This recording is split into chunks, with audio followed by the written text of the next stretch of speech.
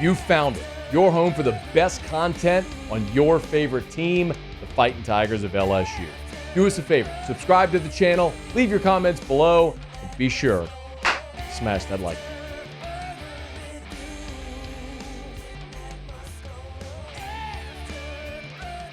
If you're watching LSU Florida on Saturday, you, like many, probably noticed Brian Kelly had a play sheet in his hand. For a lot of people, that's a first. When Mike Denbrock was calling plays the last 2 years, Brian Kelly didn't have a play sheet in his hand on the sideline. And for the bulk of this season, at least not that we've noticed, Brian Kelly hasn't had a play sheet in his hand. Well, you've struggled offensively the past couple of games, certainly the second half against Texas A&M and then against Alabama. And Brian Kelly, after the game, was asked point blank about that, about having a play sheet. He kind of gave a little bit of a chuckle to start, and then he gave this answer about having that play sheet in his hand against Florida. I think when things don't go well, the head coach has got to be involved. And that's not to say that I don't have full faith and trust in my staff. I do. But the buck stops with me. When we lose a game, I have to be able to look at the reasons why. And quite frankly, I feel as though in my background and how I was developed as a coach, I feel like it's get involved. And so, yes, I've been more involved in everything that we're doing. Okay. Just to reiterate, I have no problem whatsoever with Brian Kelly calling plays. Now, he didn't say there that he was calling plays. He just said he's getting involved. And I have no problem with that. He's the head coach. Ultimately, the success or failure of the team is pointed directly at him. If they succeed, he's going to get credit. If they fail, he's going to get blame. It is his and his decision alone to make about what they do, how they do it, because he has to live with the results. A lot of coaches call plays. You played Florida on Saturday, Billy Napier calls plays. Lane Kiffin, Steve Sarkisian, Jeff Lebby, Lincoln Riley. There's a long list. Y'all know them. Lots of coaches call plays. Don't mind. I don't mind if things aren't going well. If you want to strip play calling duties from Joe Sloan and give it to someone else. Now, I don't think that's necessarily the right thing to do, but if that's what he wants to do, fine. If Kelly wants to take them all back, do you? There's a laundry list of examples of that exactly. Look, Wisconsin just fired their Phil Longo, their offensive coordinator, here in November. It happens. I'm not saying that's the thing. Seth Lewis last year at Colorado was stripped of play calling duties, and they gave it to Pat. Prime gave it to Pat Shermer for the remainder of the season. I'm not telling you that's what I would suggest doing. What I don't like doing is meddling. That's an indicator of a lack of trust. Brian Kelly saying, it's not that I don't trust my staff. Listen, what do I always say? Actions speak louder than words. If you trusted your staff, you'd let them call plays and leave them alone. It's clear that there's a disconnect there, or a lack of trust about how that entire canvas is being painted. The analogy that I love to use is that of a painter, where you give a painter a blank canvas, all the paints, and what's in his or her mind's eye is going to come to life on that canvas. Sometimes you call a play in the first quarter thinking you're going to come back to it and set it up later. When this is akin to someone just coming in with their own palette of colors and starting to paint on your canvas. It's just not going to look the same. So I would prefer definitively make a decision. We saw this with Les Miles. And it wasn't that Les called plays, but what Les would do is he would say on the headset, hey, give me a run to the right side here. Or I want to throw it to so-and-so here. Now, he didn't call the play, but he took the menu, the play calling menu, which maybe looks like a Denny's, and essentially pared it down to like a prefix menu. You took this plethora of options and said, okay, now you're just gonna order from the sides. That's it. Well, it's hard to say you're putting your stamp on things when that's the case. The other thing that affects is Garrett Nussmeier. Now, at his Monday press conference, I asked Brian Kelly about that. I was not in Gainesville, so I did not ask him in the postgame. But I said, and the way I phrased it was, you acknowledged postgame that offense struggling, you have gotten involved in the play calling. Can you explain to us the process Joe Sloan calling the plays, your interaction, Nussmeier. Explain us the process of calling plays during the game. Here's what he said. Joe Sloan will call the plays. They'll certainly be on my headset. And look, like any head coach, he's going to be involved in the ultimate decision of whether that's a go or a no-go. Now, as you know, communication has broadened. That communication includes the quarterback as well. So it can't be this long, conversation about, this play, that play, or it becomes confusing to what he's hearing in his ear because the head coach is on that and the play caller, both on defense and offense. So there's only 3 of us that have that with the green dot. The key here is the ability to make sure that the game is going in the manner that I want it to go in. At times, you have to take that action as a head coach. Not that somebody's being put in the penalty box, but making sure it goes through the vision that I have for that particular game. Okay, the vision that I have for the particular game. That's fine. He's the head coach. But you are taking that away from him.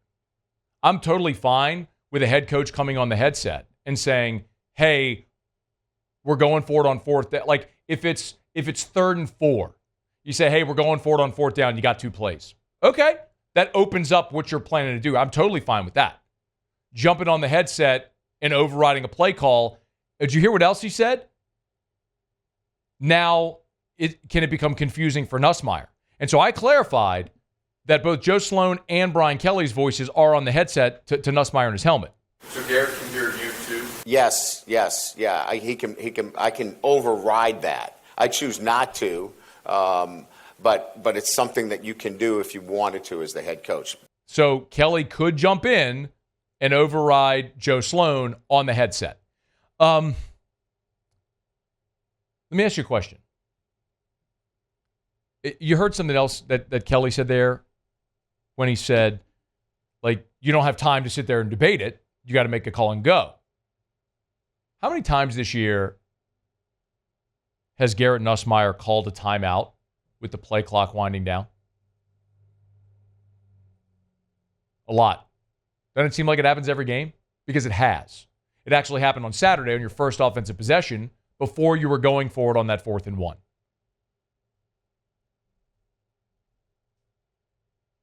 Why aren't you ready? Why aren't you ready with a 4th down call, ready to go at the line, run it? That feels like a lack of communication in the process. The other thing that Brian Kelly said is it's too many voices and confuses Garrett Nussmeier. Listen to this. When he was asked on Monday about Garrett Nussmeier's decision-making against Florida, listen specifically to what Kelly said Nussmeier said coming off the field several times against Florida. I thought he was extremely intentional about his actions, in terms of taking care of the football. And he would say that to me coming off the field. Maybe I could have done this, but I was very intentional about making sure we took great care of the football. Look, he is in the midst of this continuous improvement in the pocket. And I think he's doing a really nice job. There's room for growth there. And the great part about it is he's up for it. He wants to get better in this first year of being a starter, and I'm excited about coaching him. I know everybody that is with Garrett has a guy that is totally committed to being better and better each week. I believe that completely, that Garrett's committed to being better. But did you hear what he said? Came to the sideline saying, I could have done this, but I was trying to protect the football. The worst thing you can do to a guy like Garrett Nussmeier is make him stop and think. He is best when he hits his back foot, and he is ripping the football.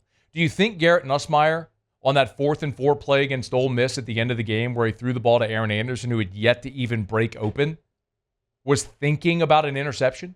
No. One of Garrett Nussmeier's best attributes is that he is athletically arrogant. He believes he can make every throw. Now, that can get you into trouble, but I'm going to explain the difference. There's a big difference between being instinctive and being careless. The throw against Ole Miss to Aaron Anderson was instinctive. Garrett Nussmeier, he knew where his receiver was supposed to be. He knew he could make the throw. He hit his back foot, and he let it rip. Didn't give it a second thought. That's a 4th and 4, or the game is over. That's instinctive. Careless is the first interception against Texas A&M. It's 3rd and 2. You're rolling to your left. Brother, tuck the ball and run for 2 yards. Put your head down, truck someone, and move the sticks. Or, as you're rolling left, run out of bounds. And we'll punt it. We're up 10. We're up 10. They can't move the ball at all. We're in a great position. Punt it away. Make them drive the length of the field. Or, rolling left, throw it into the 15th row. Punt it. What he did was decided to carelessly throw the ball back to the middle of the field into coverage against his body. That's careless. That's not instinctive. That's careless. I don't want Garrett Nussmeier to purge the instinct out of his game. That's one of the things that makes him great, that has made him great at times this year. I want him to purge careless out of his game. And there is a difference. Saying, Garrett, when you hit your back foot and you think the receiver's going to be there and you trust it, let it go. What's not good is right at the start of the second half against South Alabama when you're in the red zone and you throw one up for grabs in a game that you're in complete control and you're about to add more points. That's careless. I can handle turnovers from an instinctive player.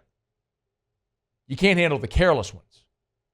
So the fine line that they have to straddle with Nussmeier right now is how do you purge careless but keep instinctive? And there is a difference. Right now, you are making a guy that is instinctive think way too much. And Brian Kelly being on the headset with Joe Sloan and not having one voice and a very intentional direction in play calling, I believe, contributes to that. How do you look to the contrary? This is an offense that over its 6-game winning streak was averaging nearly 36 points a game. Now you go to Florida, you run 92 plays and score 16 points. You go against Alabama and have one garbage late game touchdown in the rain. What a sad touchdown that was. What do they have in common? You just got to make a decision. We talked about being an instinctive quarterback. You got to be an instinctive play caller as well. Maybe you're taking some of those growing pains, those lumps with Joe Sloan this year. But that's the decision LSU made. So is he going to be your play caller? Or is Brian Kelly going to do it? Or are you going to go a different direction? I don't know. But the old saying, there's too many cooks in the kitchen, that exists for a reason. Let the chef do his thing. And if you don't like the meal, fire him. But that's where you are right now. Boy, flashbacks to Les Miles with that play sheet in his hand, man. All right, see if the Tigers can get going offensively this week with Vanderbilt coming in. Hey, thanks so much for watching. Please leave your comments. I love to interact. And be sure to hit the red subscribe button below.